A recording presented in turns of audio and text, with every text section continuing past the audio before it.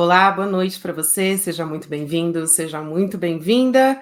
Aqui é a Gabi Varela. Bom, vocês estão percebendo que eu estou num cenário um pouco diferente hoje, porque é um feriadão, tô aqui, então estou diretamente da minha casa em São Paulo, mas a gente vai trazer aqui um noticiário com muita responsabilidade nesse feriadão. Muita gente já chegando aqui no site do Boa Noite para Lia Zabala, Kelly, Raquel Gonçalves, Luiz Cláudio Fazenda, Beatriz Souza, enfim, todo mundo aqui ligado nas informações que a gente vai trazer hoje. Claro, a gente vai continuar falando sobre o conflito entre Israel e o Hamas. A gente vai começar a nossa live falando com a Heloísa Vilela a respeito disso. Não sei se vocês sabem, né, mas a Elo foi correspondente nos Estados Unidos por 35 anos. Ela cobriu, a partir de lá, todas as guerras que os Estados Unidos se envolveram nesse período, né, nessas décadas, conhece muito sobre geopolítica por trás desses grandes conflitos, então ela vai chegar aqui com a gente logo nesse início de programa para analisar tudo o que está acontecendo por lá e, claro, atualizar essas informações. Também, além das atualizações sobre a guerra, a gente vai exibir mais uma vez aquela entrevista em primeira mão que ela fez com um dos maiores especialistas no Oriente Médio do mundo, que é o Daniel Levy. Ele foi negociador do governo de Israel em tratados de paz e hoje ele é presidente do projeto Estados Unidos e Oriente Médio, um centro de estudos avançados das relações Israel-Palestina, que tem sede em Londres. Entrevista interessantíssima. E a gente vai conversar também com o Chico Alves mais para frente, para falar sobre polarização, sobre como a política tem afetado as relações aqui no Brasil. Só corrigindo aqui que a Márcia Cunha nos atualiza que, na verdade, a entrevista é inédita, a gente não transmitiu ela de manhã. Então, a gente vai falar com a Elo, depois a gente traz essa entrevista exclusiva e depois conversa com o jurista Lênio Streck também, para tentar entender como o governo brasileiro está lidando com toda essa questão. Bom, antes disso, antes de começar de fato o nosso noticiário, essa semana que vai entrar agora, a gente tem um aniversário do ICL. Eu já comentei sobre isso ontem também no estúdio, mas você é nosso convidado. Eu quero trazer aqui mais uma vez essa chamada de que são 3 anos que o ICL está trazendo aqui uma revolução na educação, no jornalismo, com o ICL Notícias, que você acompanha todos os dias, de segunda a sexta-feira, e a gente tem novidades também, anúncios que a gente quer contar, a gente está bastante empolgado. Então, antes de começar nosso noticiário, vamos dar uma olhada no que vem por aí nessa segunda-feira. Vamos ver. Feira que vem, galera, vai ter, não é que é uma novidade, não, é a novidade. Will, tá sabendo da novidade? Amiga, sim, eu recebi no zap agora. O dedo de compartilhar tá coçando já. É inacreditável. Todo mundo precisa saber disso. Olha só, vai rolar o aniversário do ICL e esse vai ficar para a história. Esse aniversário vai virar notícia, isso eu garanto. Vai virar notícia? Rapaz, o que vai rolar? Essa notícia vai viralizar no zap. Essa e muitas outras, viu, Hobbs? Pode printar. Esse aniversário você não vai querer perder de jeito nenhum. Então não enrola. Pode marcar na sua agenda aí. A partir do dia 16 de outubro vai rolar esse aniversário cheio de surpresas.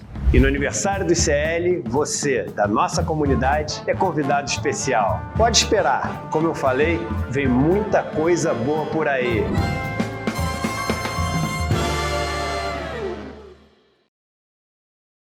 Muito bem, então, aí segunda-feira você é nosso convidado para receber todas essas notícias novas. A Vivi estava falando hoje de manhã, né, que é verdade, a gente não fica sabendo antes quais são as novidades. E, de fato, ontem eu estava com o Chico Pinheiro conversando na redação, ele virou para mim e falou assim, mas eu não sei quais são as novidades. Eu falei, Chico, eu também não, Edu esconde muito bem. Então a gente só vai ficar sabendo junto com vocês na segunda-feira, reforçando aqui que você é nosso convidado especial, a gente não conseguiria ter chegado aqui sem a nossa comunidade. Bom, vamos para o que interessa também em relação às notícias. A gente vai conversar com a Heloísa Vilela. Os 28 brasileiros que estão nesse momento na faixa de Gaza, a gente tem entre esses brasileiros uma idosa, inclusive 15 crianças também. Informação muito importante, se o governo brasileiro não conseguir trazer essas pessoas de volta aqui para o Brasil, elas vão morrer de fome se essa tentativa fracassar, né? Essa saída dessas pessoas pelo território, pela fronteira com o Egito, esse alerta está sendo feito muito fortemente por diplomatas que estão acompanhando toda essa situação de perto, conversaram com a coluna da Mônica Bergamo, essa é uma informação exclusiva da jornalista Mônica Bergamo, de acordo com as informações que foram recebidas pelo governo Lula, essa situação é de fato desesperadora.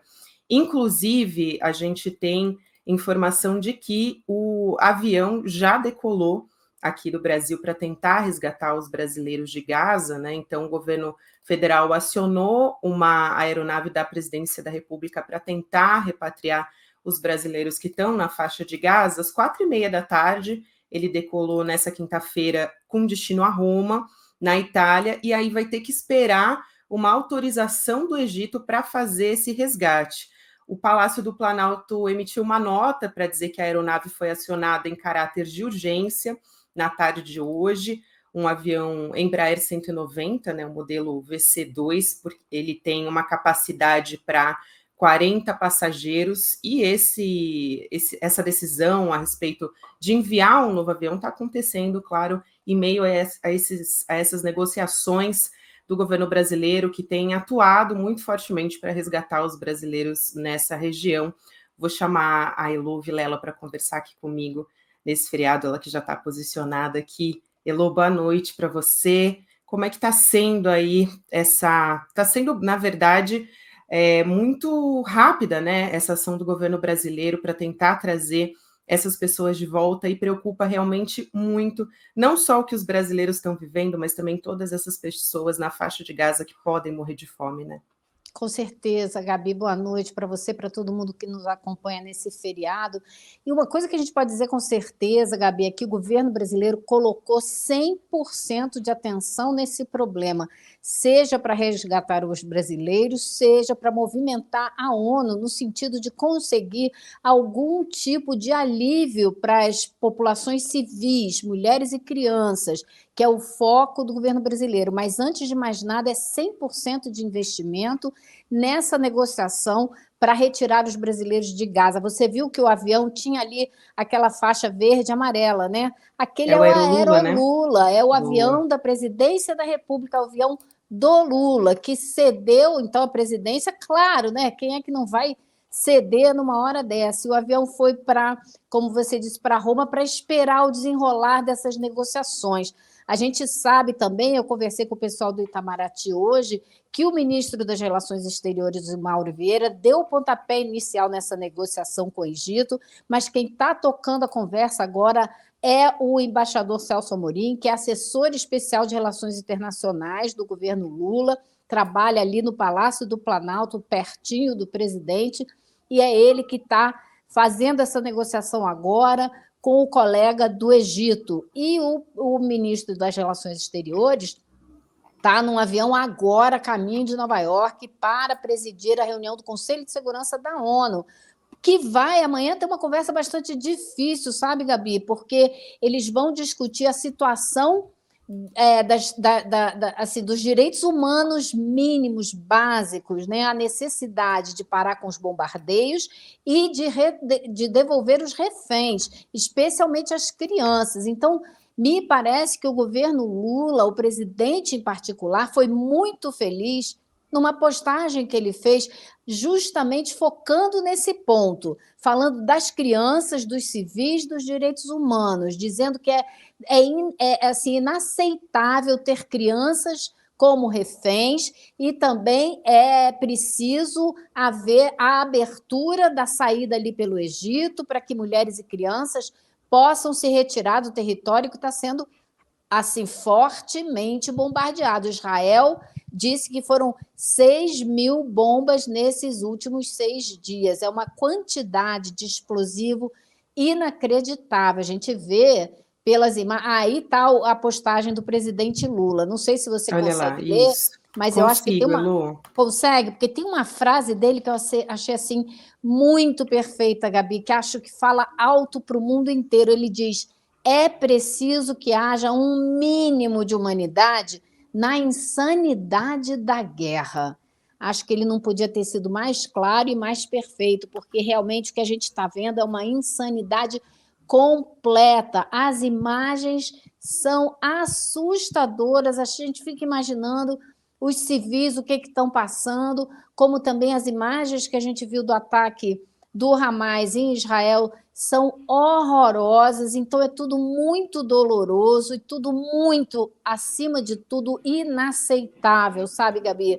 Não Sem pode, o dúvida, mundo Elô. não pode aceitar isso, né?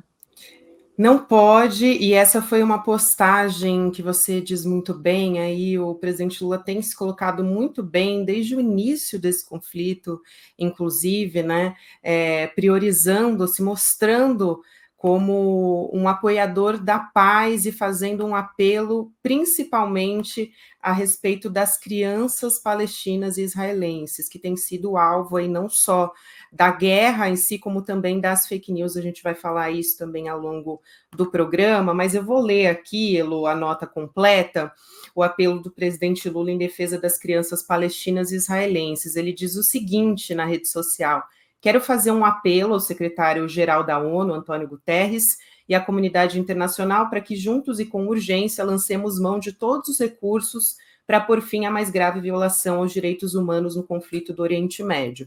Crianças jamais poderiam ser feitas de reféns, não importa em que lugar do mundo. É preciso que o Hamas liberte as crianças israelenses que foram sequestradas de suas famílias. É preciso que Israel cesse um bombardeio para que as crianças palestinas e suas mães deixem a faixa de Gaza através da fronteira com o Egito. É preciso que haja um mínimo de humanidade na insanidade da guerra. Essa frase, né, Lu, é perfeita. É urgente uma intervenção humanitária internacional, é urgente um cessar-fogo em defesa das crianças israelenses e palestinas. No Brasil, na presidência provisória do Conselho de Segurança da ONU, se juntará, ali diz o Brasil, né, vai se juntar ao Conselho, aos esforços para que se cesse de imediato e em definitivo o conflito e continuará trabalhando pela promoção da paz e em defesa dos direitos humanos no mundo. Essa postagem foi feita ontem pela manhã.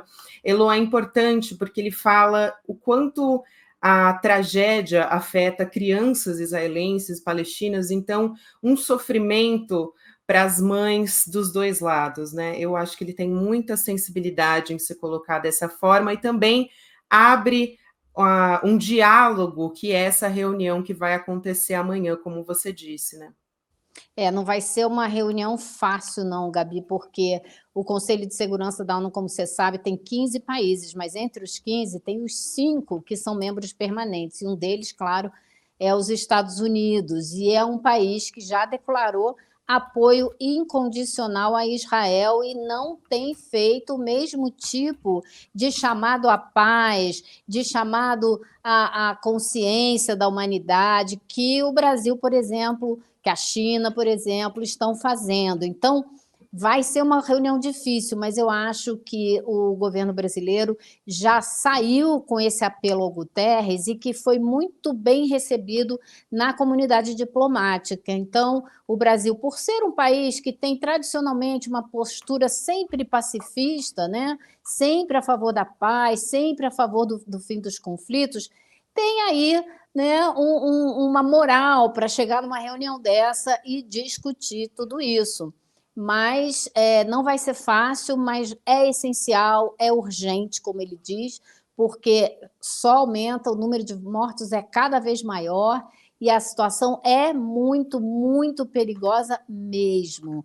A gente viu, eu vi agora há pouco, o site Metrópolis e o jornal Folha de São Paulo trouxeram um depoimento de um menino brasileiro que está lá, né? Uma criança, não sei a idade ao certo, mas me pareceu um menino de uns 12, 13 anos.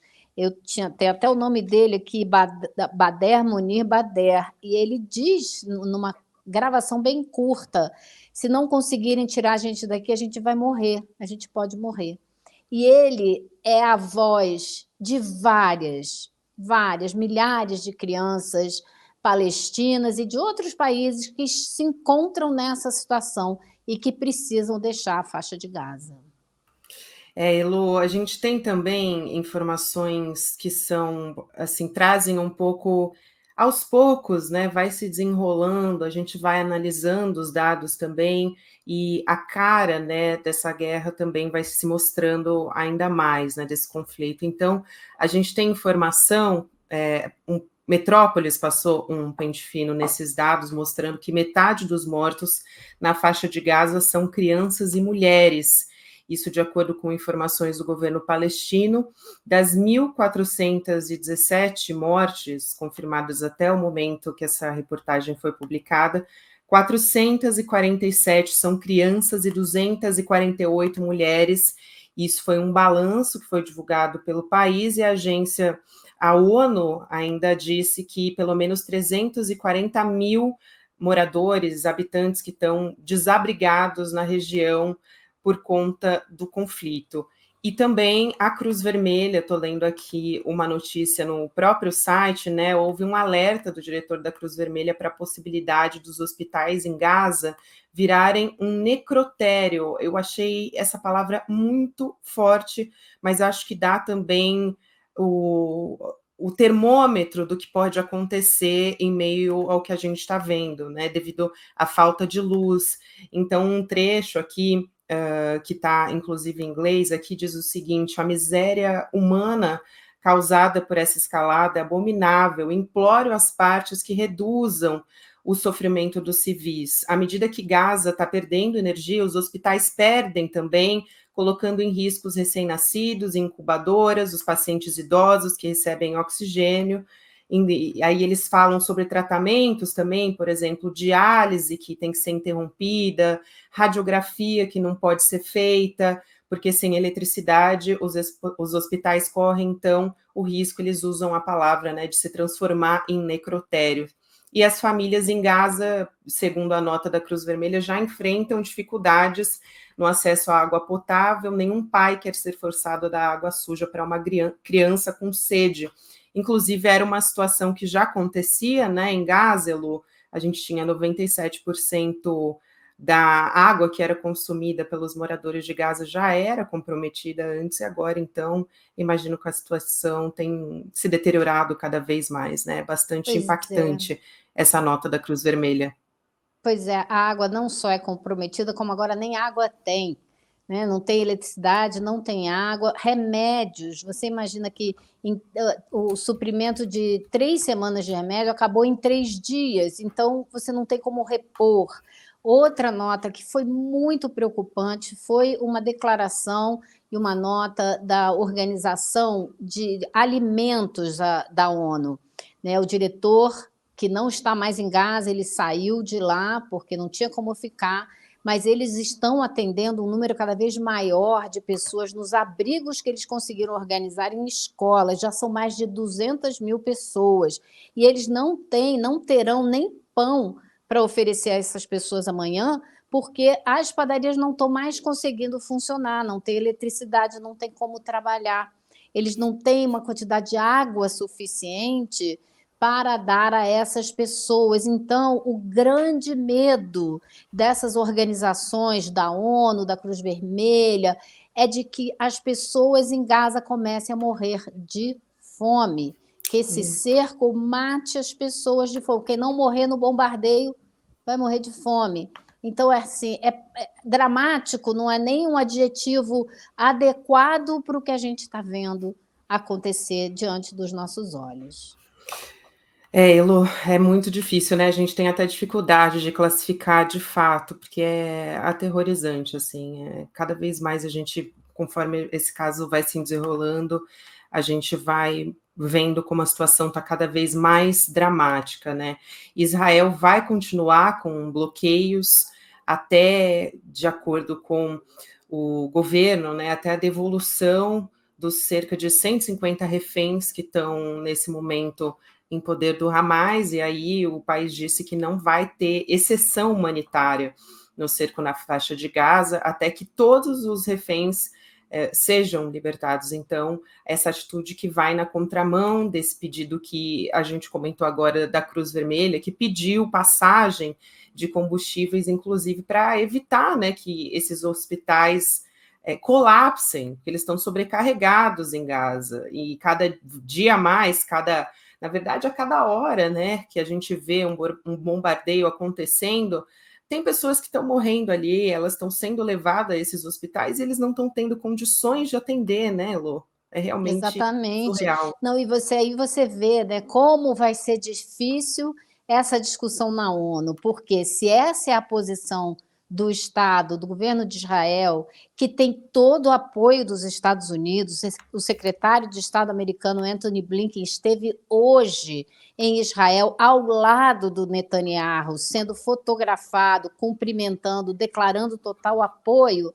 Você por aí vai vendo a dificuldade que será levar adiante essa negociação. E de Israel, o Antony Blinken seguiu para a Jordânia, para o Catar, para a Arábia Saudita, para o Egito, vai conversar com todos esses governos para justamente impedir que eles critiquem Israel, para tentar fazer com que eles, de alguma forma, fiquem pelo menos neutros, não é? Então, angariando a boa vontade política desses governos para o lado de Israel. Israel que conseguiu hoje também aprovar no parlamento, no Knesset, uma criação de um governo de emergência, que não contou com o apoio do principal partido de oposição, o White and Blue, né? Mas contou com outros partidos, inclusive um partido que dividiu o governo com o White and Blue durante um período curto. Então, até politicamente também, de uma maneira ou de outra, o Netanyahu vai angariando algum apoio. Agora, eu estava lendo um artigo agora há pouco de um jornalista muito consagrado, Simon Hersh, que foi o grande jornalista que denunciou aquele massacre do Vietnã, o My Lai, né? E ele conversou com muita gente que ele conhece do setor de segurança de Israel e ele disse que Netanyahu está acabado, que ele só vai sair do governo no último tiro, mas que ele não sobreviverá a essa crise, a essa situação dramática que tanto Israel como agora Gaza estão enfrentando. É interessante essa colocação, né, Lu, porque muito se debate, muito se discute como que vai ficar a situação de Israel com as eleições, né, e muita gente estava apostando num fortalecimento da extrema-direita por conta do conflito, e essa é uma leitura bastante diferente, então é bastante interessante essa informação que você trouxe.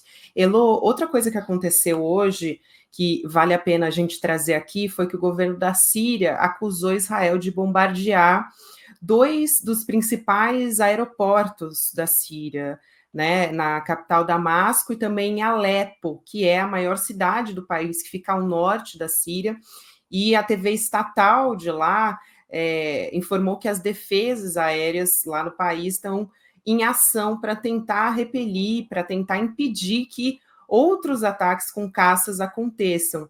As forças de defesa de Israel não confirmaram se realmente foi de autoria deles, né? Assim, não confirmaram essa ação, mas isso pode elevar o risco de que esse conflito, né, se intensifique ainda mais, inclusive porque a gente tem acompanhado toda a situação que está ali no entorno também da faixa de Gaza, Israel também. Depois disso, Elô, também o Ministério das Relações Exteriores da Rússia se pronunciou e disse, já reconhecendo esses ataques aéreos de Israel contra a Síria, dizendo que isso foi uma violação da soberania, do direito internacional e que a Força Aérea de Israel danificou as pistas, aliás, né, dos aeroportos, os 2 que eu citei ali de Damasco e de Alepo, e que, por causa disso, por conta disso, eles suspenderam as atividades, isso não tem previsão para voltar os 2 aeroportos a funcionarem por conta disso, e ele disse que o seguinte, né, abre aspas, essas ações enérgicas podem levar a consequências extremamente perigosas, pois podem provocar uma escalada armada em toda a região. É realmente muito preocupante, né, Lu? A gente não pode esquecer que a Síria é um país que está em guerra civil há muitos anos já, né? Tem um conflito interno armado muito complicado, e que se for confirmada mesmo essa ação de Israel, não teria sido a primeira, né? Israel volta e meia ataca grupos que ela considera terroristas ali dentro da Síria, Então, não seria a primeira operação militar da Síria. Porém, isso dá à Rússia, por exemplo, a oportunidade de vir a público e criticar Israel. Então, você começa a envolver vários atores numa situação muito perigosa. E o que a gente está precisando, mais do que nunca, eu volto ao começo da nossa conversa, é de atores que busquem acalmar a situação, que busquem o cessar-fogo, que busquem a possibilidade de alguma negociação. Porque desse jeito, nesse ritmo, nada se consegue, só mais horror, só mais mortes, só mais uma situação assim muito difícil de se resolver e que só vai se aprofundando. Lu, sem dúvida. Vamos continuar acompanhando, mas antes de trazer novas informações, eu quero aproveitar agora esse momento que a gente tem para trazer a sua entrevista com Daniel Levy, que foi negociador de Israel em tratados de paz. Eu citei no comecinho do programa que a gente ia trazer, quero reforçar que é uma entrevista inédita. Hoje o Daniel Levy é presidente do projeto Estados Unidos e Oriente Médio, que é um centro de estudos avançados das relações entre Israel e Palestina, que tem sede em Londres. A Elo conversou com ele e a gente vai trazer agora no ICL Notícias com exclusividade. A Elo fica aqui comigo para assistir, depois a gente vai conversar a respeito disso. Vamos ver?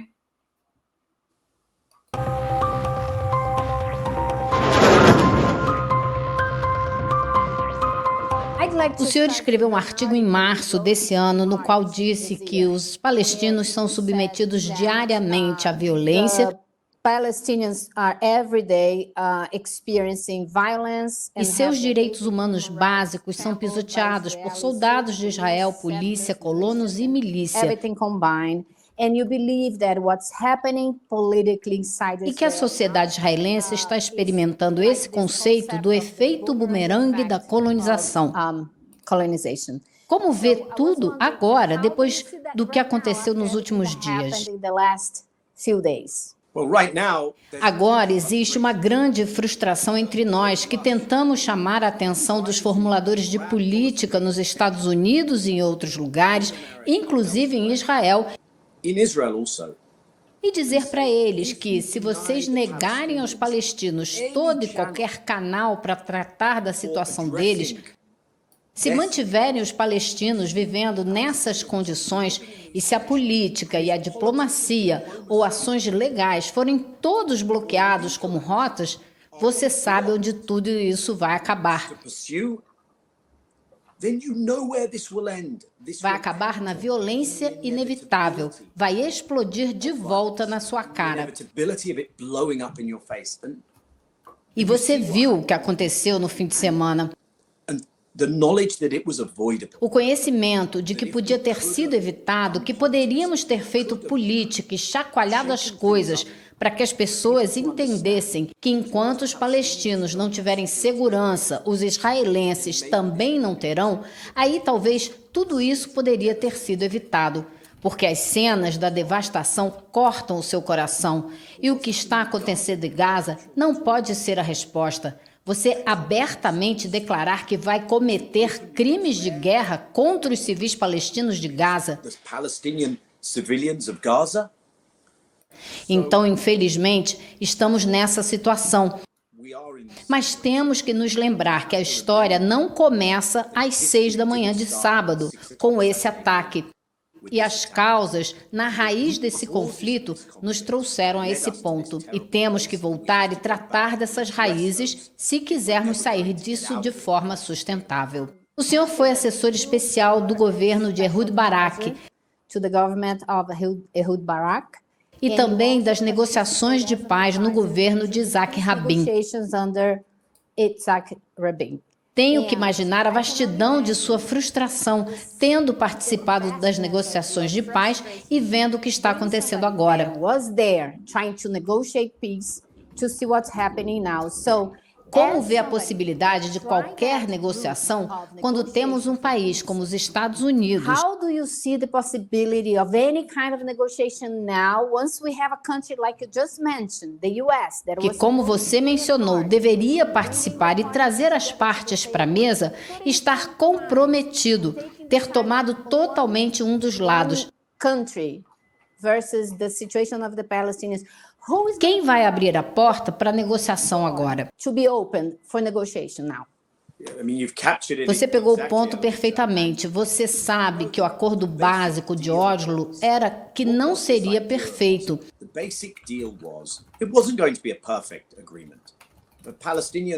Os palestinos, os refugiados não teriam justiça, mas teriam o fim da ocupação e a chance de viver em paz. Os palestinos aceitariam apenas 22% do território histórico que tinham. E os Estados Unidos garantiriam que Israel cumpriria suas promessas, deixar os palestinos ficarem e retirar os assentamentos ilegais. Mas o que aconteceu foi o oposto. Israel construiu mais e mais assentamentos. Essas cidades ilegais israelenses, construídas dentro do território palestino, e a vida dos palestinos se tornou ainda mais insuportável. E os Estados Unidos não fizeram nada para cobrar de Israel e impedir isso, o que é boa parte da razão de estarmos aqui. Porque o movimento palestino que aceitou esse acordo, o movimento Fatah OLP, que está do outro lado do Hamas, ficou com cara de idiota, de traidor, de gente que não podia resolver os problemas de seu povo. Hamas, a resistência armada, tomou a dianteira do movimento. Acho que terão que fazer parte do processo agora. Eu sou da Grã-Bretanha. Quando fizemos o acordo na Irlanda, trouxemos o IRA. Nós vimos o presidente americano Joe Biden dizer, basicamente, faça o que você quiser, cometa crimes de guerra. E acho que o resto do mundo fica olhando e pensa, espera um minuto, você não é o cara que no outro dia, em outro momento, ficou pregando, colocando o dedo na nossa cara, dizendo apoie o povo da Ucrânia contra a invasão ilegal da Rússia. Defenda as leis internacionais, as regras. O que aconteceu? Agora você é contra as leis internacionais? Porque os israelenses estão violando essas leis. Você é o mesmo cara? Por isso digo que precisamos de outros atores internacionais. Estamos em um momento geopolítico fora do comum, fluido. E te digo, sei que não é uma prioridade para o Brasil, mas talvez pessoas como seu presidente e outros líderes importantes do Sul Global possam ser mais ativos nesse assunto, defender as leis internacionais na Palestina. E sei que seu presidente adotou posições importantes no passado.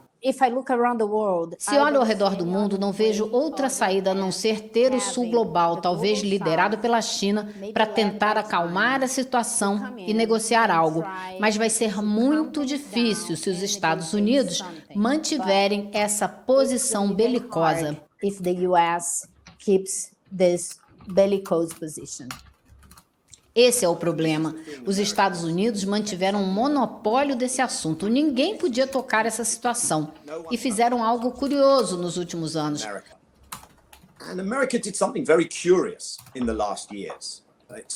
Começaram no governo Trump e continuaram no governo Biden. Estão promovendo essa normalização das relações dos países árabes com Israel, reconhecendo e dando algo em troca. Muitas pessoas como eu coçaram a cabeça pensando, esses países não estão em guerra, você está selando a paz? Eles podem ter boas relações, ótimo, mas você está fazendo isso intencionalmente para evitar o assunto que interessa, que é a questão Israel-Palestina. Isola ainda mais a Palestina. The Palestinians. Sim, e quando você fala uma mentira para você mesmo uma e outra vez, você acaba se convencendo, acredita e perde contato com a realidade. Por isso, precisamos de uma nova arquitetura. A China deve ser um ator central nessa nova arquitetura. Outras partes do sul global, como Indonésia, Brasil, também. Lembro que há alguns anos o Brasil conseguiu uma solução para o problema do programa nuclear do Irã. Acho que com a Turquia. Sim, e os Estados Unidos disseram, esquece. Na medida que nos afastamos desse mundo unipolar, que acho que já acabou, e vemos que a situação dos palestinos e israelenses hoje é o inferno, você vê o governo americano tomar uma posição na Ucrânia e outra nessa situação. E o que elas têm em comum? Estão encorajando a guerra e não o fim da guerra. E isso não é um ator global responsável. Digo isso com muita dor. Mas não é. E para manter esse mundo mais seguro, outros terão que assumir mais responsabilidade. Como analista e como alguém que estuda a região, que lutou pela paz, como está se sentindo agora? Somebody that studies the region, somebody that fought for peace and was there negotiating. I was just wondering, how do you feel right now? Devastado. São os piores dias. Meus amigos em Israel, crianças que estavam em um festival se divertindo. Mas se a gente parar para pensar bem, aonde eles estavam? Estavam em uma festa a céu aberto, a pouquíssimos quilômetros de uma prisão a céu aberto. Não estou dizendo que estavam pensando nisso, e claro que isso não justifica nada, mas mostra como isso é anormal. É a desumanização de umas pessoas por outras. Mas a única maneira de sair disso é entender que as pessoas em Gaza, os refugiados que foram expulsos de suas casas, bem, não vamos fazer de conta que apenas um lado envolve civis. Os israelenses cometendo esses crimes, isso precisa parar imediatamente.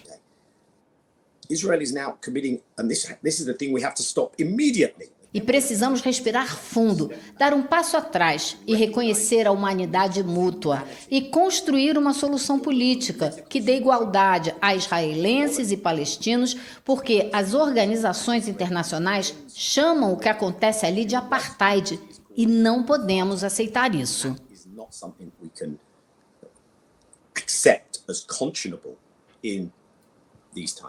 Hello, Joe.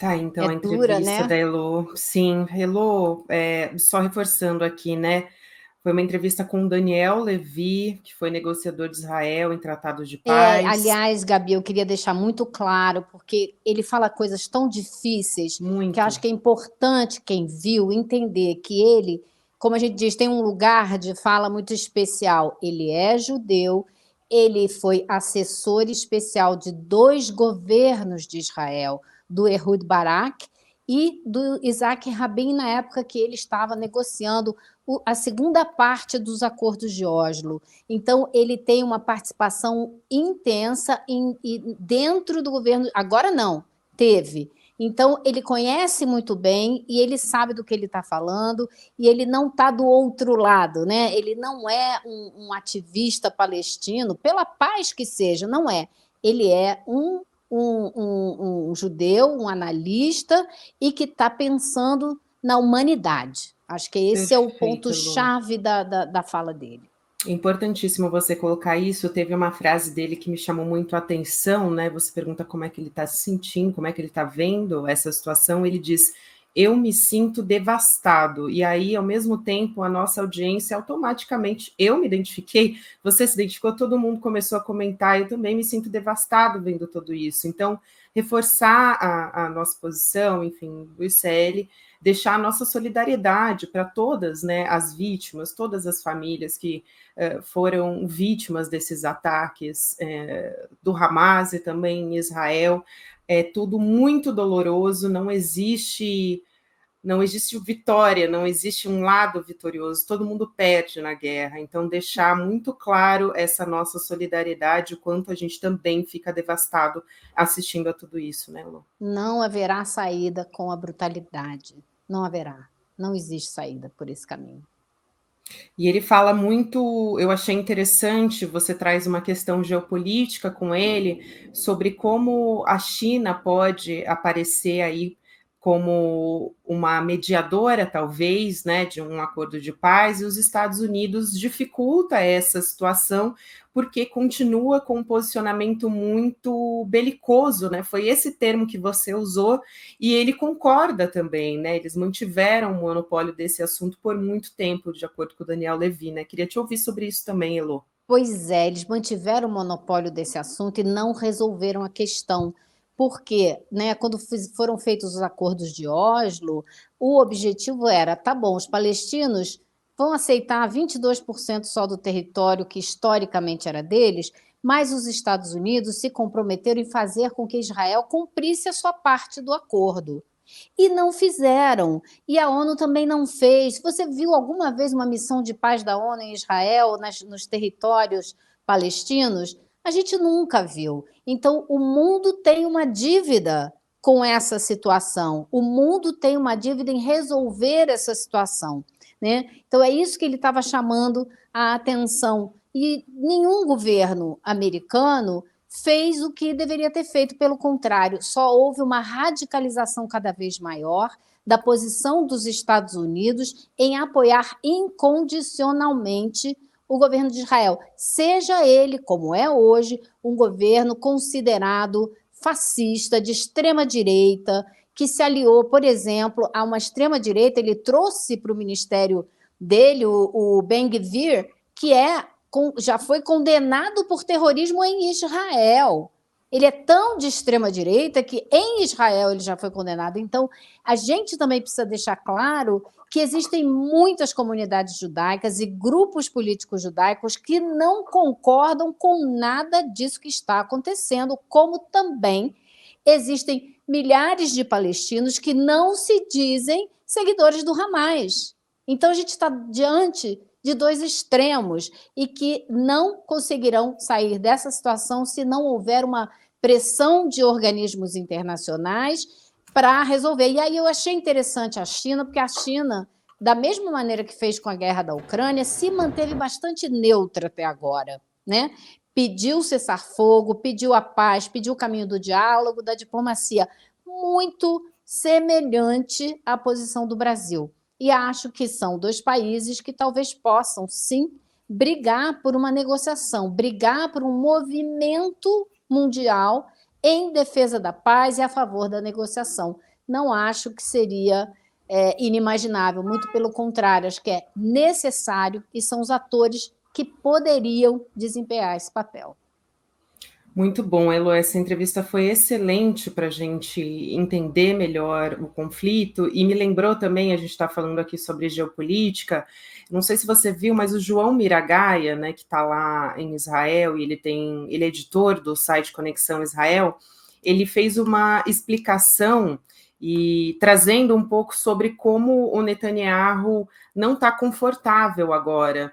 Ele trouxe uma pesquisa dizendo que 55% da população israelense acredita que ele deveria sair do cargo imediatamente. Acho que isso vai ao encontro do que você acabou de falar, né? Sobre como não existe uma posição única dos israelenses, né, de quem mora em Israel. Ele só pede para o ministro da Segurança Pública, que é o Ben-Gvir, 58% acreditam que ele deveria sair, e também... É isso que eu falei, que já foi condenado por terrorismo, né?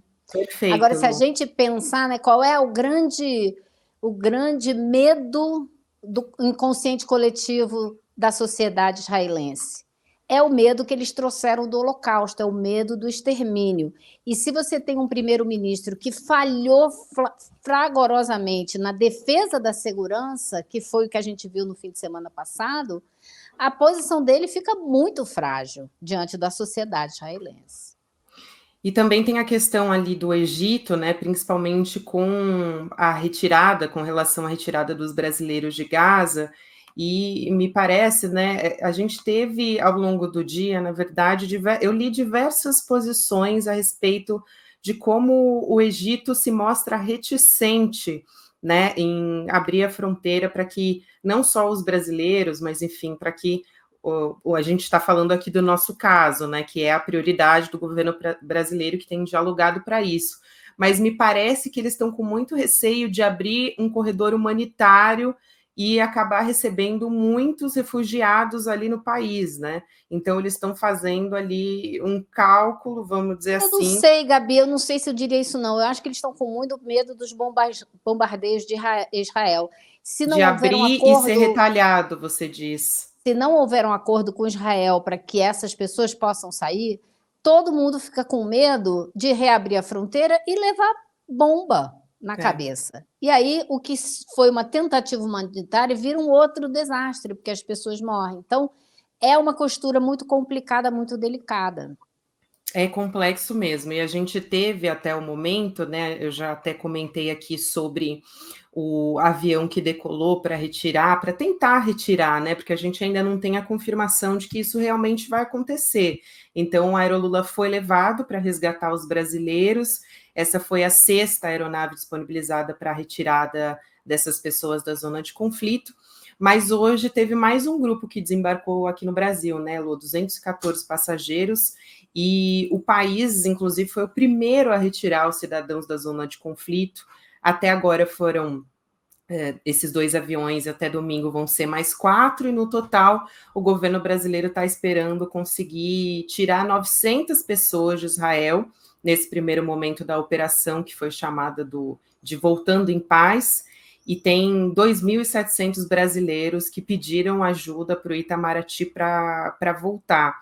Então, o mais difícil, por enquanto, que tem mobilizado de fato a cúpula aqui do governo brasileiro é como que essas 30 pessoas que estão ali em Gaza, e 18 deles estão esperando uma passagem segura pelo Egito, que foi o que a gente falou agora, como é que a gente vai fazer, né? Porque eles são a prioridade absoluta agora do governo Lula. Isso a gente sabe, o governo está empenhado assim, de toda maneira, com todo o seu contingente de diplomatas, de negociadores, para tentar fazer com que isso aconteça. É isso, Elô. Muito obrigada aqui por me fazer companhia nesse feriado. Dia difícil também, né? Tem muita informação nova, muita informação que não boa, infelizmente. A gente está chegando ao 6º dia de conflito, a gente já tem quase 3.000 mortos no total, então a gente está acompanhando essa situação com muita preocupação. Obrigada, Elô, por me fazer companhia aqui, por trazer todas essas informações e pela entrevista também. Parabéns pela essa entrevista excelente que você conduziu com o Daniel Levy. Um beijo, bom descanso agora, querida. Tchau, querida, até segunda. Até, te espero lá. Eu continuo por aqui, agora vou trazer informações a respeito da polarização, da guerra. O Chico Alves vai me acompanhar a partir de agora, ele que chega aqui para falar a respeito disso. Chico, meu querido, boa noite para você, meu amigo. Boa noite, Gabi, boa noite a todo mundo que está acompanhando a gente. Se eu só te dar um aviso, Gabi, o tempo aqui no Rio de Janeiro está bem ruim. Aqui também, viu? Né? Aqui em São Paulo também. Tem uma tempestade que parece que está se aproximando aqui, de vez em quando está tendo de luz. Espero que a gente consiga manter essa conexão até o final. Também, vamos esperar que a sua conexão resista bravamente. A minha está resistindo muito bem até agora. Aqui a gente está com chuva em São Paulo também, quase que o dia inteiro de chuva, mas até o momento parece que está tudo sob controle. Então a gente vai tocando enquanto isso. Obrigada, Chico. Mas por enquanto a gente segue firme por aqui.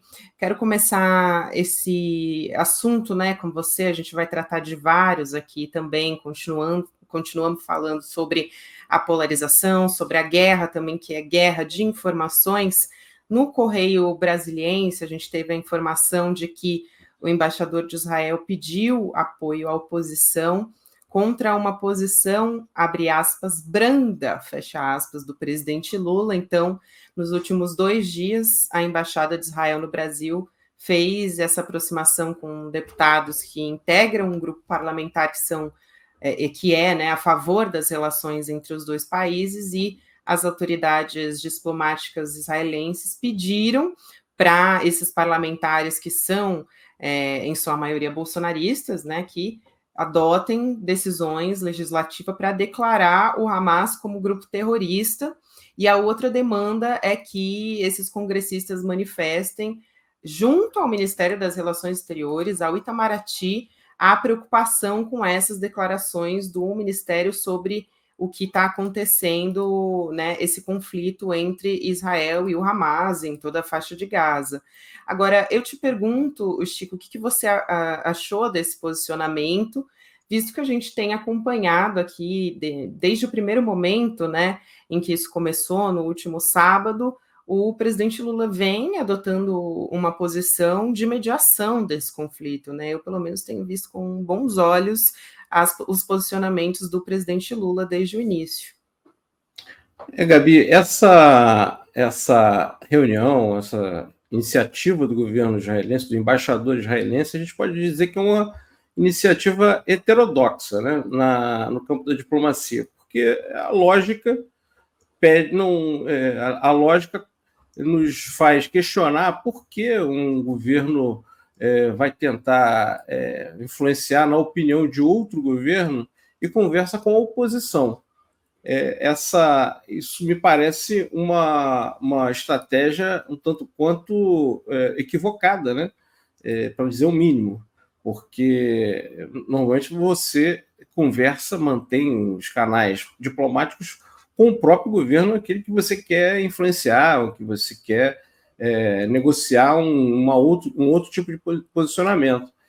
E aí você faz um encontro com a oposição para que a oposição empurre o governo, pressione o governo para aquela posição que você quer.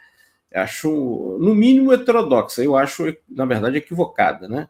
Inclusive, Chico, só para complementar aqui enquanto você está falando, né, esse mesmo embaixador, ele já tinha feito, na última terça-feira, um encontro com os parlamentares lá na Câmara, e durante, né, e assim, com vários parlamentares da oposição, durante a votação de 15 moções em apoio a Israel, e aí condenando o Hamas, né, mas esse momento que a gente espera, pelo menos, tanto do Congresso quanto também do governo, é que todas as vítimas desse conflito sejam apoiadas, né? Então, você querer fazer uma moção de apoio a Israel, eu acho complexo também.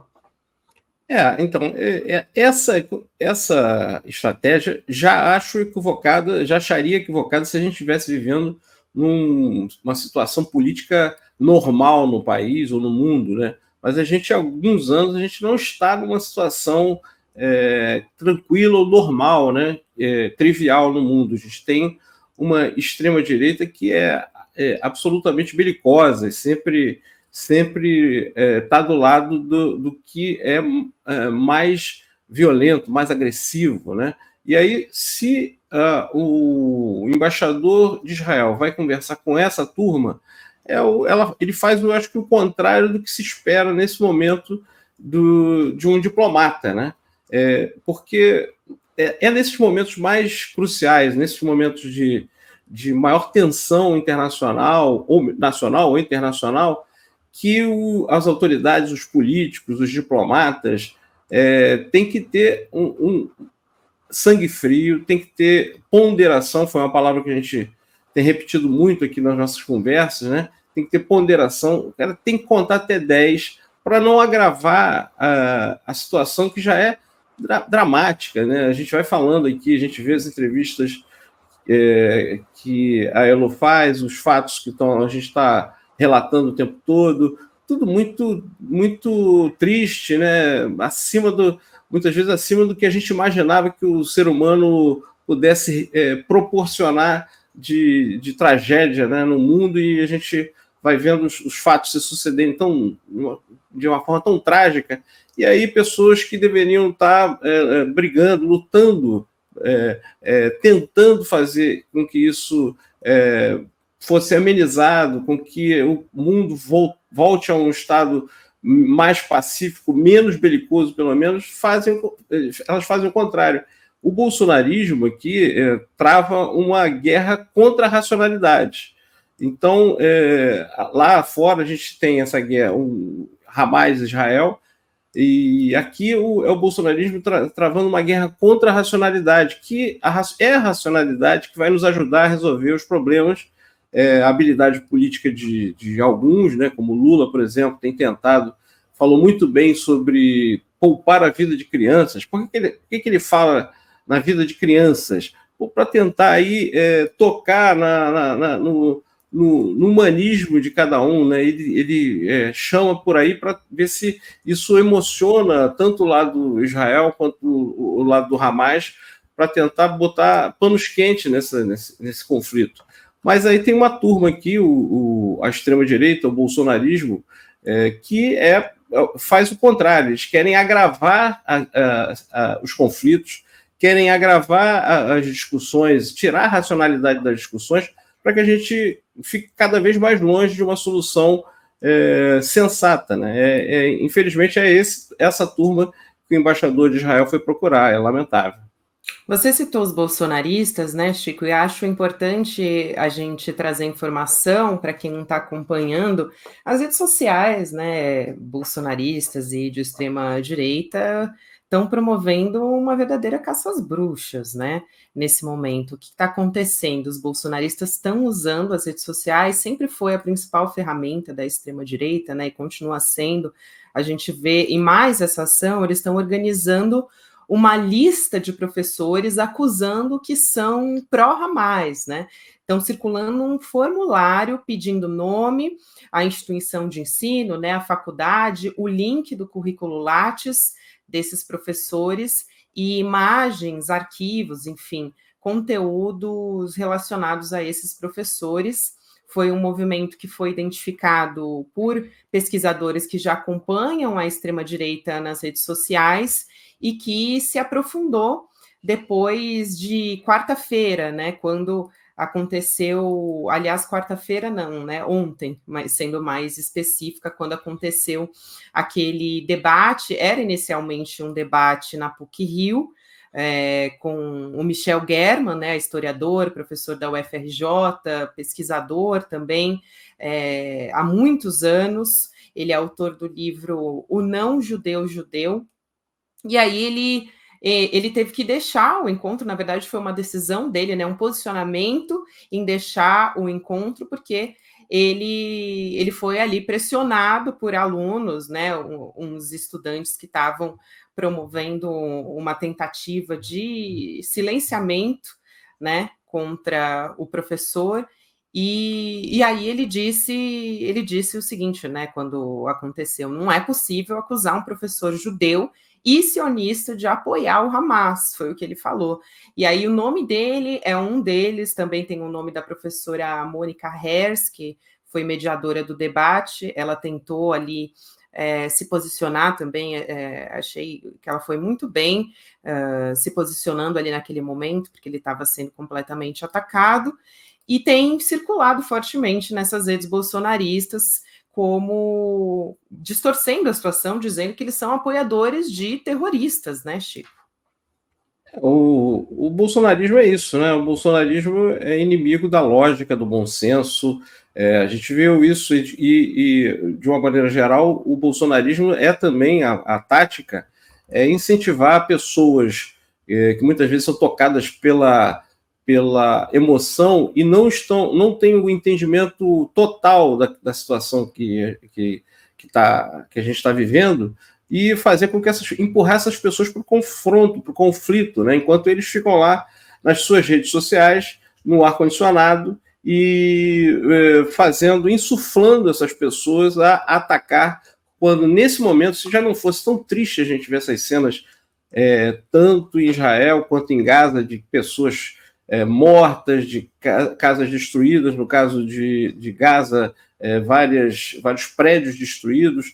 Se isso já não fosse triste o bastante, eles querem ainda mais, insuflar ainda mais o ódio, quando nesse momento o que deveria ser sensato, né, o que a sensatez manda, seria tentar pacificar. Mas o bolsonarismo é assim, continuará sendo assim. Acho que a gente não pode ceder a essas vozes do caos. E aí, quem está assistindo a gente no ICL, eu peço que recomende aos seus amigos, aos seus parentes, por exemplo, as entrevistas que a Elo tem feito aqui, esses especialistas, o Daniel Levy, outro que ela entrevistou outro dia, servem para contextualizar. São, nesse caso, agora o Daniel Levy, alguém que é judeu, né, e está lá fazendo uma análise desapaixonada, uma análise racional, e aí explica melhor, para quem não entende a complexa questão do conflito ali entre Palestina e Israel, explica melhor o que está acontecendo ali, porque é uma situação muito complexa. Você vê, Gabi, a coisa é tão complicada que eu até comentei outro dia, eu estava aqui num bar aqui no Rio, e passou na televisão, ontem, na verdade, passou na televisão ali as cenas de Gaza sendo bombardeada, aquelas pessoas, crianças sendo tiradas dos escombros, chorando, e aí uma pessoa que estava do meu lado comentou assim: pô, esse tal de Hamas é barra pesada. Aí, assim, eu não conheço, mas eu digo, não, mas aquele ali, não, a Gaza está sendo atacada por Israel, não é pelo Hamas. Então, assim, criou-se no inconsciente coletivo a ideia de que tudo que é mal que está acontecendo nesse conflito, especialmente, né, perpetrado pelo Hamas. Então, essa imagem que a gente está vendo, que é de Gaza sendo bombardeada pelo governo de Israel, as pessoas leem como se fosse terrorismo e é Hamas. Então, assim, a tal da dificuldade cognitiva, né, a dissonância cognitiva que toma conta do debate, e o bolsonarismo ajuda a piorar essa confusão e aposta nessa confusão para tirar dividendos políticos, o que é o mais deprimente, né? Alguém que usa tragédias como essa para conseguir dividendos políticos e atacar os adversários políticos internos com a tragédia que acontece lá no Israel, em Gaza.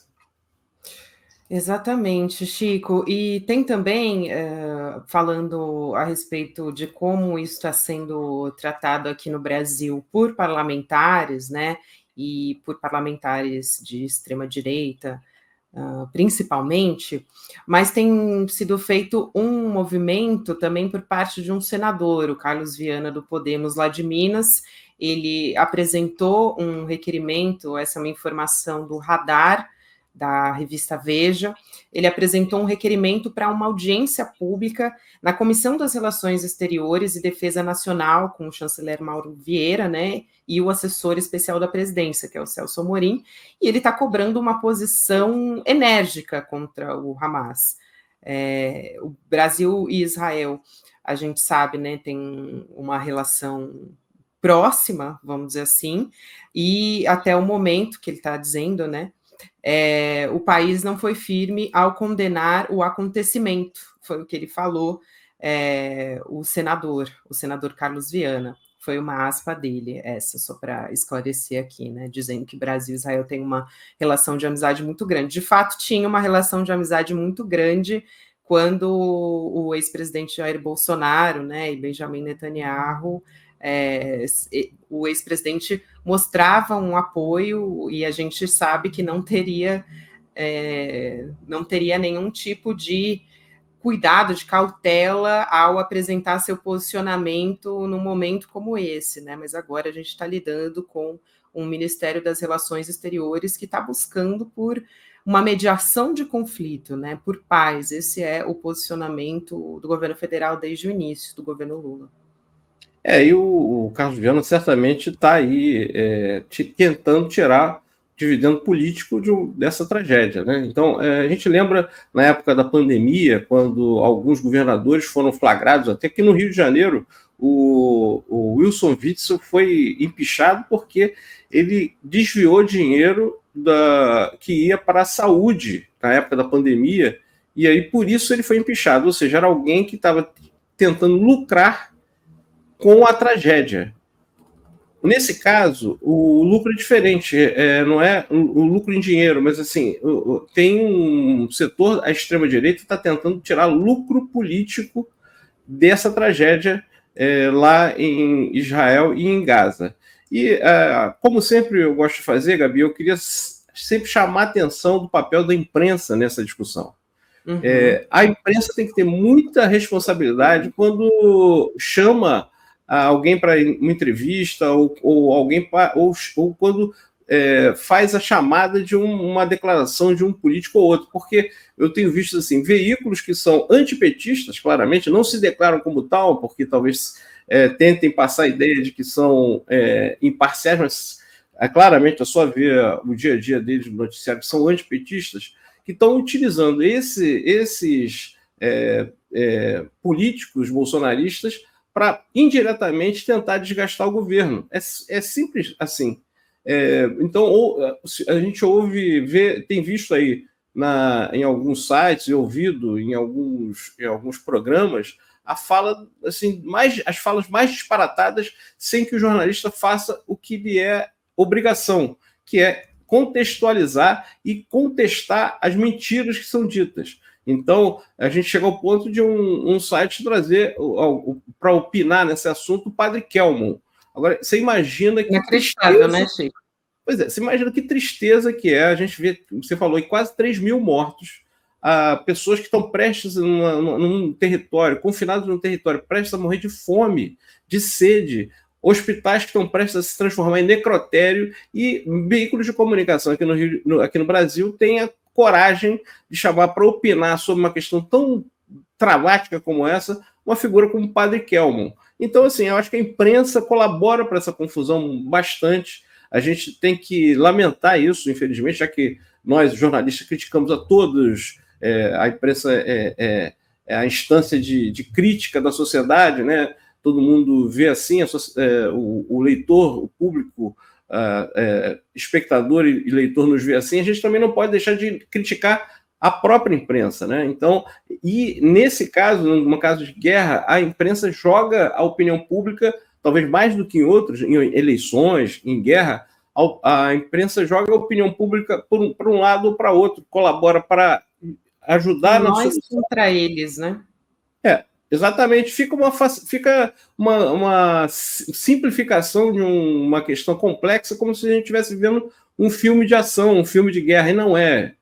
Não é um filme de guerra, não é um filme de ação, não é mocinho contra bandido, é tudo muito complexo, então é preciso contextualizar as coisas, e a imprensa, infelizmente, em raros casos, é que está fazendo isso. A maior parte dos sites, assim, eu elogio, por exemplo, outro dia elogiei uma bela matéria do UOL nessa história da falta de confirmação daquela coisa dos bebês. Ele atuou com muita serenidade, com muita parcimônia. Outros veículos estão agindo com responsabilidade, mas é muito ruído, muita gente despreparada ajudando a confundir nesse momento em que a população, em que o público está tão confuso já.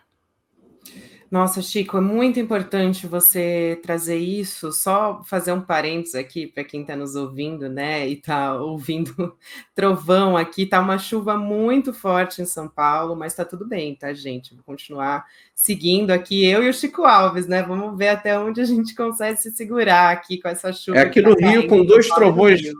Aqui no Rio, com 2 trovões desses, já tinha faltado luz, Gabi. Parabéns para vocês aí.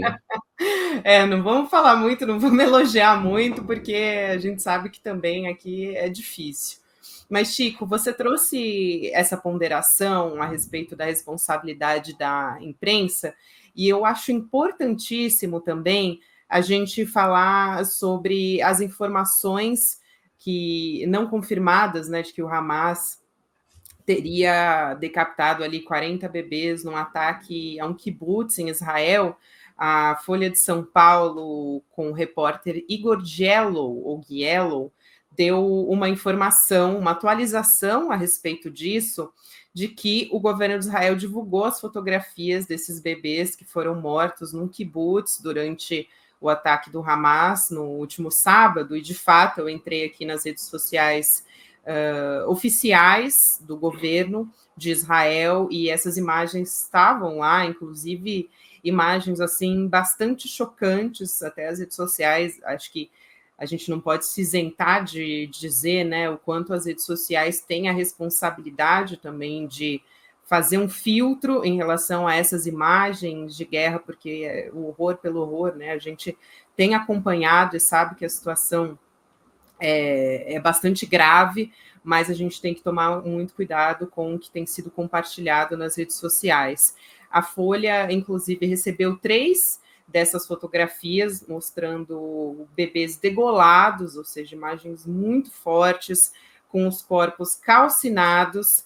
Essa imagem que está no X, né, antigo Twitter do Ministério das Relações Exteriores, que eu mesma fui checar, elas foram mostradas para o secretário de Estado americano, o Antony Blinken, e Tel Aviv diz que pretende continuar com a divulgação para fazer frente à acusação nas redes sociais de que as forças de defesa de Israel tinham inventado a história de massacres de criança no sul do país como uma maneira para justificar a retaliação contra o Hamas na faixa de Gaza. Só que é importante dizer também, Chico, que o governo israelense não detalhou quantas crianças foram encontradas, brutalizadas, não especificou se as fotos são do kibbutz, de Kfar Azá, que é junto ali a Gaza. Mas, de qualquer forma, é uma situação, são imagens assim muito impactantes, é um horror, é horror pelo horror, e a gente se sensibiliza, com certeza, com todas essas vítimas, todas essas famílias, né, Chico? Eu volto a reforçar isso aqui, é muito importante que a gente faça isso. Não existem mortes mais ou menos importantes. Exatamente. Isso é a tristeza, a situação já é tão dramática, né? Tão horripilante, bebês, tá? né? Só reforçando aqui a informação aqui da Folha de São Paulo, são 3 bebês. Pois é uma situação tão horripilante assim que a gente tudo fica pior, se é possível piorar, tudo fica pior com essa discussão que nos últimos dias tomou conta nas últimas horas também tomou conta das redes sociais para saber se foi confirmado, não foi confirmado, que tem 40 bebês decapitados. Essa é a discussão que se dá, e aí vem o Joe Biden, presidente americano, diz que houve esse fato, e aí o próprio governo, a própria assessoria da Casa Branca diz que não foi confirmado oficialmente, e aí pessoas aqui, mais uma vez, jornalistas, pessoas que têm responsabilidade no que dizem, ficam discutindo, se apressando em confirmar essa barbaridade. Olha, eu vou ficar muito chocado se for confirmado oficialmente, mas assim, não surpreso, porque eu acho que quem comete aqueles assassinatos em massa que a gente viu no ataque do Hamas é capaz de barbaridades como essa, e não vou ficar surpreso. Fico chocado, mas não fico surpreso. Agora, tem uma discussão mórbida, macabra nas redes sociais, que parece que tem gente torcendo para que isso seja confirmado só para ter razão numa discussão de rede social. A gente está num... Quem matou mais bebês, né? É surreal. É muito louco. Aí a gente teria que lembrar, se for para contrapor números, você deu aí os números de quase 700 mulheres e crianças que já estão, essas sim, confirmadas oficialmente, mortas em Gaza, mas assim, ninguém vai ficar comparando uma coisa com a outra. A gente tem que tentar colaborar para que o clima se pacifique e que essas vidas, as vidas que já foram muitas vidas perdidas, e que não haja mais mortes, que é praticamente impossível diante do bloqueio que Israel está fazendo em Gaza e certamente da represália, da resposta que o Hamas vai dar com os reféns que tem. Então, tudo muito triste para a gente ficar piorando ainda mais as pessoas das suas casas, numa discussão aí, tentando ter razão, lacrar em rede social com uma situação dessa. Eu acho a insensibilidade já é uma marca, né, que a gente tem visto nos últimos tempos, mas os jornalistas deviam ter um pouco mais de pudor na hora de discutir temas como esse. Infelizmente, a gente não está vendo esse pudor. Pudor e responsabilidade, né, Chico Alves? E aqui no ECL a gente está cada dia mais reforçando isso, a gente está trazendo essas informações com muita responsabilidade e com muita solidariedade também, acompanhando isso de forma muito crítica, porque, de fato, é um horror o que o povo de Israel e também da faixa de Gaza, os palestinos, estão vivendo. Chico, quero te agradecer muito, vou me despedir de você agora, para conversar com o Lênio, mas olha só, sua internet resistiu bravamente aí até o final, hein? Conseguimos. Conseguimos. Parecia que a lei de Murphy ia vigorar aqui, mas deu certo, fomos até o final. Valeu, Gabi. Beijo para você e boa noite a todos. Vamos nos informando e nos contextualizando tudo para a gente tentar ajudar a acabar com a confusão que tomou conta aí dessa discussão sobre Israel e Hamas. É isso aí, Chico Alves, muito obrigada, meu amigo, até uma próxima. Chamo aqui agora o Lênio Streck para conversar com a gente vai retomar essa discussão sobre o papel do governo Lula na repatriação dos brasileiros em Israel e Gaza. Lênio, já dou boa noite para você, seja muito bem-vindo aqui, obrigada por me fazer companhia nesse feriado, querido. Opa, Gabriela, o resto do pessoal é muito folgado, né? Você viu só, né? Todo mundo Exatamente. Agora tirando folga, né? Olha só esses direitos trabalhistas. Tirando folga.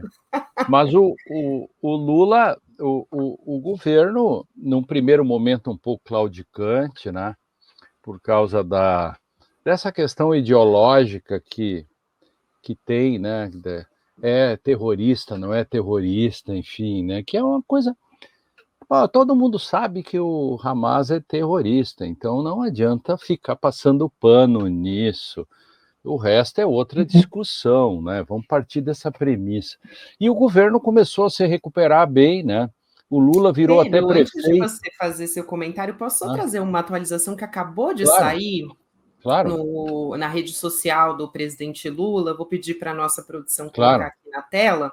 Olha só, o presidente Lula postando uma foto de que está trabalhando, né, remotamente, se recuperando da cirurgia. Conversei agora há pouco por telefone com o presidente de Israel, Isaac Herzog, agradeci o apoio para a operação de retirada dos brasileiros que desejam retornar ao nosso país, reafirmei a condenação brasileira aos ataques terroristas, a ele reforçando mais uma vez esse ponto que você comentou, e nossa solidariedade com os familiares das vítimas. Solicitei ao presidente todas as iniciativas possíveis para que não falte água, luz e remédio em hospitais, e ele diz, não é possível que os inocentes sejam vítimas da insanidade daqueles que querem a guerra. Transmiti meu apelo por um corredor humanitário para que as pessoas que queiram sair da faixa de Gaza pelo Egito tenham segurança e que o Brasil está à disposição para tentar encontrar um caminho para a paz. Então, agora, mais uma vez, né, o governo brasileiro demonstrando que o esforço é para que para que ajude, né, esses brasileiros a conseguir voltar aqui para casa, para o nosso país. Pois o Lula acabou até prefeito de, como é que é, lá São Bernardo, né? É verdade, teve essa história hoje, né? Uma cidade do interior também. Agora, Gabriela, simbolicamente, isso pode ser uma grande bobagem, mas não é. É o problema de comunicação do governo. O governo o governo se comunica muito mal. Vamos combinar isso, né? Porque Sorocaba, Lênio, Sorocaba. Sorocaba, pois é. O governo se comunica muito mal. O governo manda vários aviões, toma medidas importantíssimas, expeditas, prontas.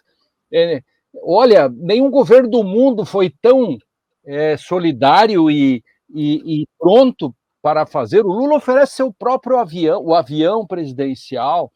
É muito importante tudo isso.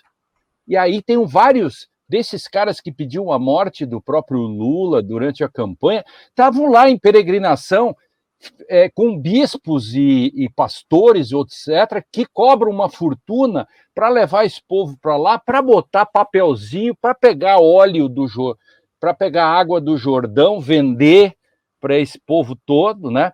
Então estavam lá. Aí a guerra pegou eles pelo meio do caminho, e aí tem que pedir para o governo. Que bom que o governo não é um governo retalhista, é um governo que tem sensibilidade e o Lula, o governo, com todo o seu aparato, manda imediatamente trazer o que marca pontos, né? Afinal, o Brasil é o presidente do Conselho de Segurança da ONU e tinha que dar o exemplo, não só por isso, mas ele deu e fez bem, mas tinha que comunicar isso. Tem que comunicar, não pode deixar picaretas, Gabriela, vigaristas, picaretas, proxenetas assim de quinta categoria saírem dizendo que, olha, foi a FABI, F-A-B-I, sabia que existia a FABI, deve ser a Fabiana, algo assim, e foi buscá-los. Ora, quem é o comandante das Forças Armadas é o presidente da República. É ele que comanda, ele que manda o avião da FAB para lá, não é o prefeito de Sorocaba, não é o prefeito de Itanhaém, não é. E isso é uma questão, eu fico impressionado com a falta de sensibilidade dessas pessoas que são ignorantes, que nem na adversidade. Esse é o ponto. Nem na adversidade eles conseguem ser minimamente solidários e dizer, olha, que bom que o governo está se preocupando, tem gente do Brasil que continua lá, abrir um corredor é de fundamental importância, isso, porque o mundo está olhando para isso. Quem sabe esses movimentos políticos que o governo brasileiro está fazendo toque a questão. Não vai resolver, mas, por favor, onde sai um, sai dois. Se for aberto um corredor ou essas questões, vamos salvar pessoas de outras partes do mundo, Gabriel. É muito importante isso. Eu apenas acho que o governo devia, vou fazer um sarcasmo aqui, né, contratar uma secretaria de comunicação para isso, né, alguma coisa assim, para poder comunicar melhor e para as pessoas saberem do que está sendo feita, né? Lênio, e acho sempre importante a gente olhar para a nossa história recente, né? Sobre como a gente está lidando com essa história. A gente está aí no 6º dia desde o início, né, do ataque do Hamas no último sábado, quando a gente teve lá em 2020, né, brasileiros que queriam voltar aqui para o país por conta da Covid-19, e Bolsonaro se pronunciou a princípio dizendo, porque outros países estavam retirando os cidadãos da China por conta do avanço da Covid, e aí Bolsonaro disse, não seria oportuno tirar agora, porque é muito caro. Inclusive ele disse isso, né? A gente não pode colocar em risco, a gente espera, ainda até duvidou dos dados da China, né? A gente disse, a gente espera que sejam reais esses dados, e a gente sabe que esses países são mais fechados no tocante, ele usou essa expressão, as informações. Então, a diferença aí, né, de um presidente que disse que não seria oportuno repatriar os brasileiros que estavam infectados com coronavírus naquele momento, e de um presidente que está atendendo imediatamente também aos brasileiros que pediram ao Ministério das Relações Exteriores, né? No tocante a, como diz o presidente, o Bolsonaro, no tocante a não seria oportuno. Qual é a diferença de alguém que está sob perigo de morrer de pandemia, aquela época era dureza, e os caras e as pessoas que estão sob o perigo dos ataques, né, desta guerra? É a mesma coisa. E por omissão, Bolsonaro... Aliás, o Bolsonaro escapou até agora de tudo, né? Ele é o próprio cara, ele é um fenômeno. Passado daqui a alguns anos, e se nada acontecer, Gabriela, com o Bolsonaro, vai ter que ser estudado esse fenômeno. No direito todo, isso vai dar muita tese de doutorado, de como alguém que fez tudo isso, blá, blá, blá, blá, blá, uma lista, ele conseguiu escapar. Não houve indiciamento. Onde esteve o Ministério Público? Tudo isso. Aliás, esse é um problema seríssimo, o tempo passa, estamos no 10º mês, nada ainda, os comandantes militares conspiraram, fizeram um manifesto, depois se reuniram com ele, com o presidente, tinham uma minuta do golpe, 2 não aceitaram, 1 aceitou, só isso já dá crime para todos eles, pela prevaricação, omissão, etc. Nada aconteceu até agora. O Múcio continua passeando no meio de tudo isso, ajudado agora, paradoxalmente, por esse conflito, porque isso esconde um pouco o problema daquilo que ele não está fazendo. Veja que, e tem que cuidar muito também com outra coisa, né, Gabriela, e nossos telespectadores. No início, assim, agora parece que a coisa, a parte do governo ou da esquerda estava apontando muito fortemente, criticando a questão de Israel, etc. E, enquanto isso, o Centrão está fazendo o seu trabalho. Tem que cuidar muito, porque a boiada está passando, temos que cuidar, que tem que ficar um olho, obviamente, e todos nós também, um olho na guerra, por óbvio, porque isso atinge a todos, mas um outro olho aqui dentro da República, o que está acontecendo no parlamento, projetos, etc., já se está discutindo até a sucessão do Lira e do outro lado do Pacheco, e como que isso impacta, por exemplo, o Lula até agora não indicou o novo procurador da República, geral da República, o que é uma falha gravíssima, entendeu? Não pode haver esse gap, dá uma certa insegurança, e outra, né? Precisamos do procurador-geral para poder dar uma resposta com relação aos generais, ao Bolsonaro, etc. Eu, pelo menos, estou esperando que tenhamos uma prestação de contas com relação a isso. Afinal, vou dizer pela 15ª vez, na segunda potência, não foi um furto de supermercado.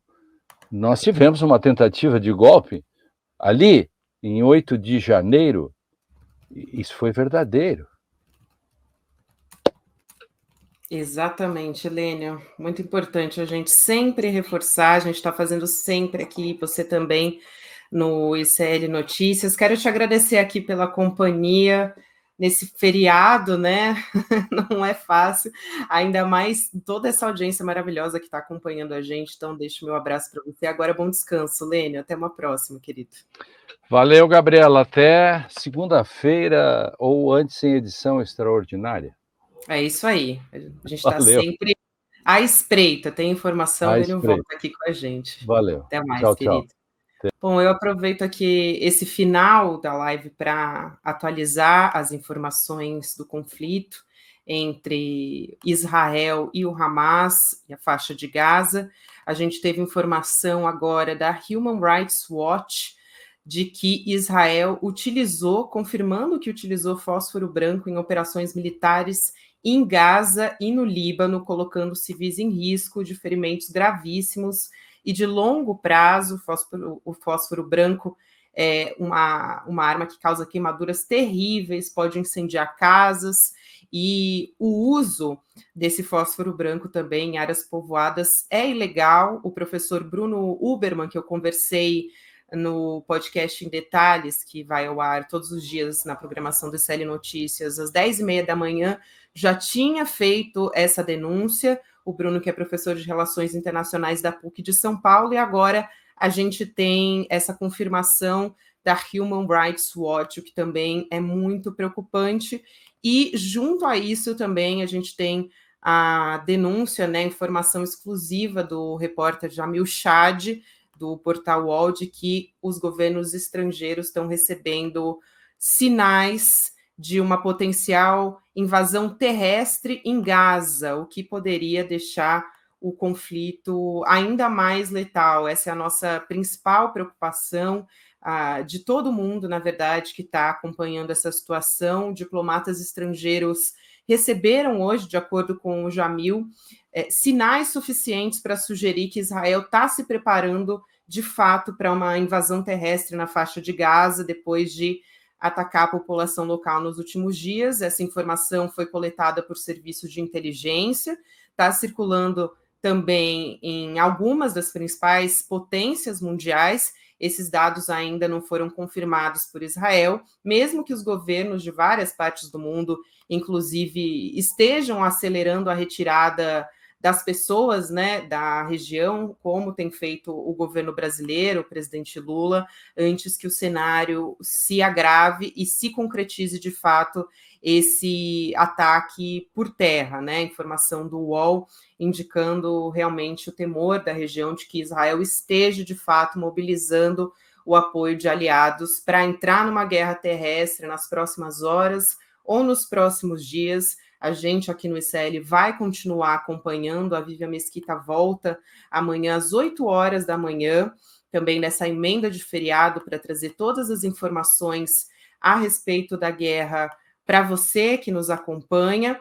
E também eu deixo o convite, né, a respeito da nossa live, chamar para a programação, que amanhã vai ter uma entrevista ao vivo com o embaixador do Brasil em Israel, com as últimas informações sobre a retirada dos brasileiros lá de Israel, também a tentativa de retirar os brasileiros de Gaza, que estão concentrados numa escola, à espera dessa saída pelo Egito, uma possível saída que a gente ainda não sabe como que vai se desenrolar. Isso ainda depende de uma autorização do governo de Israel. Bom, é isso, gente. Eu agradeço a você que me acompanhou até aqui, principalmente nesse feriado, né? Então, amanhã eu vou estar de volta também à noite, a partir das 6 horas da noite, com mais convidados aqui. Todo o nosso time vai estar muito bem posicionado para a gente trazer as informações. E a Vivian Mesquita, a partir das 8 horas da manhã. Boa noite para você, bom descanso e até amanhã de manhã.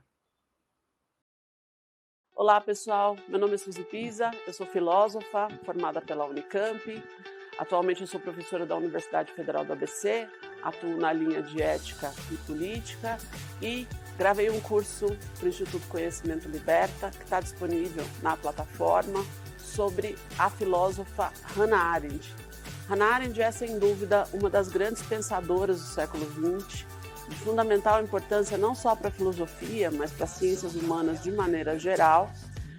Esse curso ele tem a peculiaridade de trazer para vocês grandes textos da Hannah Arendt. Então, a cada aula eu fui apresentando alguns fragmentos de obras como Entre o Passado e o Futuro, As Origens do Totalitarismo, enfim, tantos outros textos da Hannah Arendt que são fundamentais para compreender conceitos fundamentais da teoria dela, mas também procurei tensionar o pensamento dela com uma série de discussões contemporâneas que a própria Hannah Arendt é tensionada, é questionada, como, por exemplo, as questões raciais no texto Responsabilidade e Julgamento. Com essa diversidade de textos e de temáticas, eu acabei elaborando um título para o curso que ficou Pensar com e contra Hannah Arendt. Então, não apenas com o intuito de apresentar a autora para vocês, mas também apresentar, eu tive o intuito de fazer com que cada um que se aproxime do curso, que possa acompanhar essas aulas, possa pensar criticamente o que significa essa pensadora e de que maneira que ela contribui para desenvolver a nossa capacidade de pensar sobre política, sobre temas tão fundamentais nos dias de hoje, como banalidade do mal, o que é uma esfera pública e todas as discussões tão relevantes acerca de regimes totalitários e a própria definição do que é política. Eu convido vocês para acompanhar esse curso, espero que vocês gostem. Além do meu curso, tem mais de 200 cursos na plataforma do ICL, cursos de altíssima qualidade, com grandes professoras e grandes professores, grandes intelectuais brasileiros. Eu tenho certeza que cada um de vocês que acessar a plataforma vai ter bastante coisa para aprender.